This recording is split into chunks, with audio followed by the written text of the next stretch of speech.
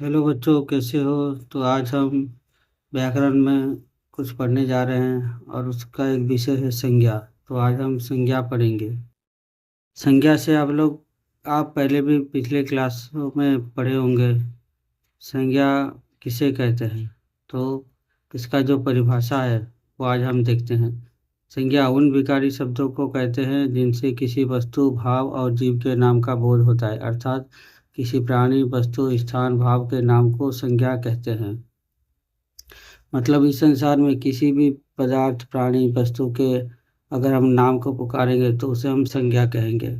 और संज्ञा के भेद भी हैं। संज्ञा के भेद के बारे में पढ़ेंगे। संज्ञा के जो होते हैं 5 भेद होते हैं। पहला है व्यक्तिवाचक संज्ञा, जातिवाचक संज्ञा, भाववाचक संज्ञा, द्रव्यवाचक और आखिरी है समूहवाचक संज्ञा। तो आप सबने संज्ञा की परिभाषा समझ ली है। तो अब आगे पढ़ते हैं। तो संज्ञा उस शब्द को कहते हैं जिससे किसी व्यक्ति, वस्तु, स्थान के नाम का बोध हो। अर्थात इस संसार में किसी भी चीज, वस्तु, प्राणी के नाम को अगर हम पुकारेंगे तो वो एक संज्ञा होता है। और ये संज्ञा को 5 भागों में बांटा गया है। तो चलिए पढ़ते हैं। पहला है व्यक्तिवाचक संज्ञा। व्यक्तिवाचक संज्ञा जिस शब्द से किसी व्यक्ति, वस्तु, स्थान आदि का बोध होता है उसे व्यक्तिवाचक संज्ञा कहते हैं। जैसे राम, श्याम, टेबल, कुर्सी, कार, दिल्ली, मुंबई इत्यादि। राम, राम एक व्यक्ति का नाम है। श्याम, श्याम भी एक व्यक्ति का नाम है, इसलिए यह एक व्यक्तिवाचक संज्ञा हुआ। टेबल, टेबल बैठने का एक साधन है, इसलिए एक नाम को सूचित करता है, तो ये भी एक व्यक्तिवाचक संज्ञा है। कुर्सी, कुर्सी भी एक बैठने का साधन है और एक नाम को सूचित करता है, इसलिए यह भी व्यक्तिवाचक संज्ञा है।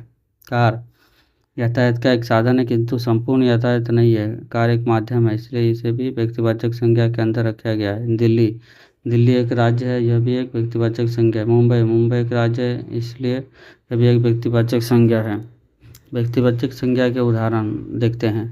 व्यक्तियों के नाम, किसी भी व्यक्ति का नाम चाहे लड़का हो या लड़की हो तो उसके नाम को व्यक्तिवाचक संज्ञा कहते हैं। देशों के नाम, किसी भी देश का नाम व्यक्तिवाचक संज्ञा के अंदर जाता है, जैसे भारत, चीन, भूटान। महीनों के नाम, हिंदी का महीना या अंग्रेजी का महीना हो वो भी व्यक्तिवाचक में जाएगा, जैसे जनवरी, फरवरी। हिंदी का महीना चैत, वैशाख, जेठ, आषाढ़। और पर्वतों के नाम जैसे हिमालय, आल्पस, सतपुड़ा इत्यादि।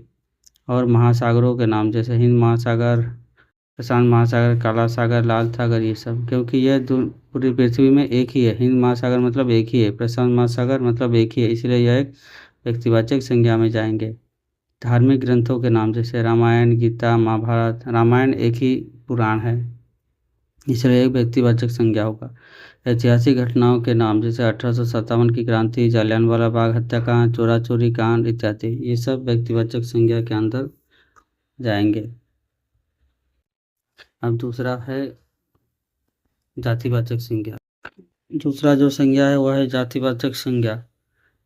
जो शब्द किसी से जो शब्द किसी जाति का बोध कराता है वह जातिवाचक संज्ञा कहलाता है। जैसे लड़का, लड़की, नदी, पर्वत इत्यादि। अर्थात जो शब्द किसी एक जाति को बोध कराता है, जैसे लड़का, लड़का मतलब संसार में जितने भी लड़के हैं, लड़का है वो एक जाति में आते हैं। लड़की मतलब सारी लड़कियां एक जाति में आती है और वो एक लड़की जाति को सूचित करती है। नदी, नदी मतलब इस धरती पर, पृथ्वी में जितना भी नदी है, गंगा, यमुना, ब्रह्मपुत्र, सरस्वती, सब एक जाति में आ जाते हैं नदी के अंदर, इसलिए यह एक जातिवाचक संज्ञा है। पर्वत, पर्वत के अंदर हिमालय पर्वत, कंचनजंगा, देवमाली, जितना भी पर्वत है वो सब पर्वत श्रेणी के अंदर आते हैं, इसलिए एक जाति को सूचित करता है और ये जातिवाचक संज्ञा है। यहाँ पद, लड़का किसी एक के लिए नहीं है, सभी लड़कों को सूचित करता है, इसलिए एक जातिवाचक संज्ञा है। उसी प्रकार लड़की, नदी, पर्वत आदि केवल एक के लिए नहीं है, यह अपनी पूरी जाति को सूचित करते हैं, इसलिए इसे जातिवाचक संज्ञा कहते हैं। जातिवाचक संज्ञा के अंदर और 2 प्रकार के संज्ञा आते हैं, एक है द्रव्यवाचक संज्ञा और दूसरा है समूहवाचक संज्ञा। द्रव्यवाचक संज्ञा, जिस संज्ञा शब्दों से किसी धातु, द्रव्य, सामग्री, पदार्थ आदि का बोध होता है उसे द्रव्यवाचक संज्ञा कहते हैं।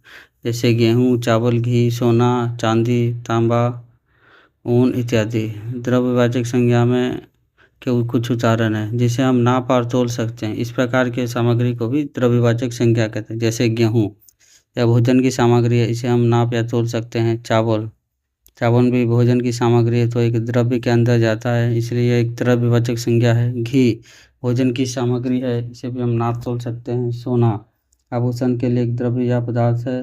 चांदी आभूषण के लिए एक पदार्थ है। तांबा एक धातु है। ऊन ऊन वस्त्र बनाने की एक सामग्री है। तो ये सब द्रव्यवाचक के अंदर जाती हैं। दूसरा है समूहवाचक संज्ञा।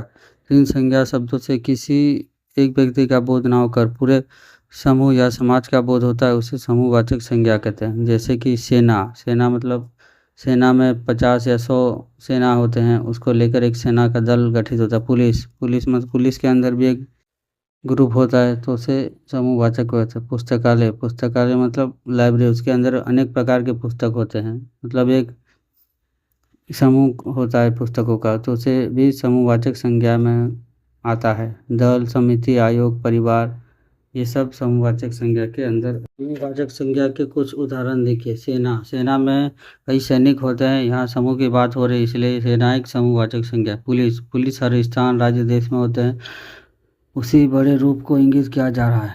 पुस्तकालय, पुस्तकालय में अनेक पुस्तक होते हैं, यहाँ किसी एक पुस्तक की बात नहीं हो रही है, इसलिए यह एक समूहवाचक। इसलिए पुस्तकालय जो है वह एक समूहवाचक संज्ञा है। दल, अनेक व्यक्तियों से मिलकर एक दल या समूह का निर्माण होता है, वह भी समूहवाचक संज्ञा है। तीसरा जो है वह है भाववाचक संज्ञा। जिन संज्ञा शब्दों से पदार्थ की अवस्था, गुण, दोष, धर्म, दशा आदि का बोध हो, वह भाववाचक संज्ञा कहलाता है। जैसे बुढ़ापा, मिठास, क्रोध, हर्ष, यौवन, बालपन, मोटापा आदि। भाववाचक संज्ञा के उदाहरण।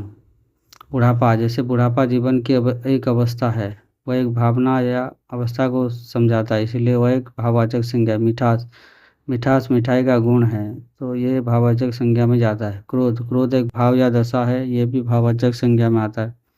हर्ष, हर्ष एक भाव या दशा है, ये भी भाववाचक संज्ञा में आता है। यौवन, यौवन स्त्री की एक दशा है, एक दशा को सूचित करता है, इसलिए यह भी भाववाचक संज्ञा है। बालपन, बालपन बालक का गुण है अथवा एक दशा और अवस्था है। मोटापा, मोटापा की अवस्था जो मोटापे को इंगित करता है। ये सब भाववाचक संज्ञा के अंदर आते हैं। तो इस प्रकार हम लोग संज्ञा के विभिन्न रूपों के बारे में पढ़ें।